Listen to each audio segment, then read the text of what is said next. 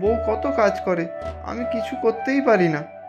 যাই করতে চাই সব গোলমাল করে ফেলি। কালই দুধের খরিদ্দারদের বাড়ি বাড়ি গিয়ে টাকা নিয়ে আসবো।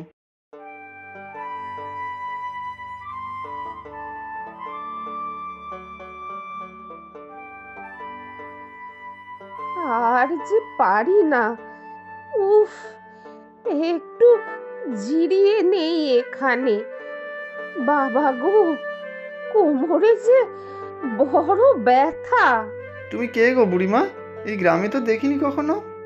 আমি ওই নদীর ওপারের গ্রামে থাকি। সে তো অনেকটা দূর। এত দূর থেকে এই গ্রামে এসেছো? তোমার কোনো আত্মীয় থাকে বুঝি? দাঁড়া বাছা, তেষ্টায় বুক ফেটে যাচ্ছে। একসাথে এত কথা বলতে পারছি না। জল খাবে? দাঁড়াও, আমি তোমাকে জল এনে দিচ্ছি।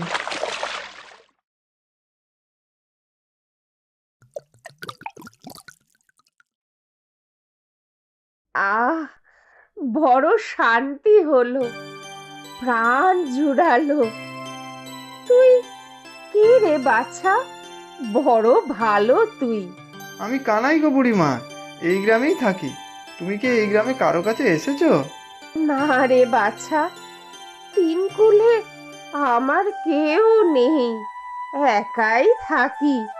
তোদের এই গ্রামের হাটে অনেক লোক হয়, তাই আমার বানানো আচার, বড়ি বিক্রি করতে এসেছিলাম।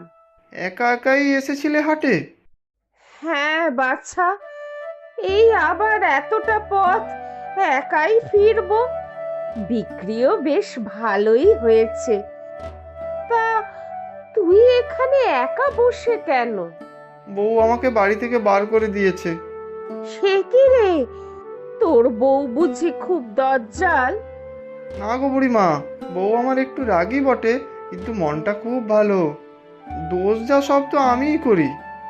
আচ্ছা, আমি এখন যাই রে, অনেকটা পথ আবার যেতে হবে।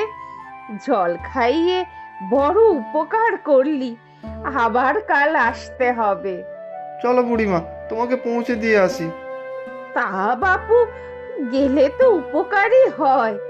ওই নদীর পার অবধি সাথে চল, তারপরে নৌকা চড়ে চলে যেতে পারবো আমি।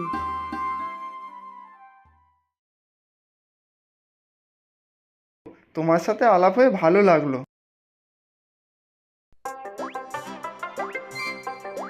বলি, কোন রাজকর্ম করে ফিরলে?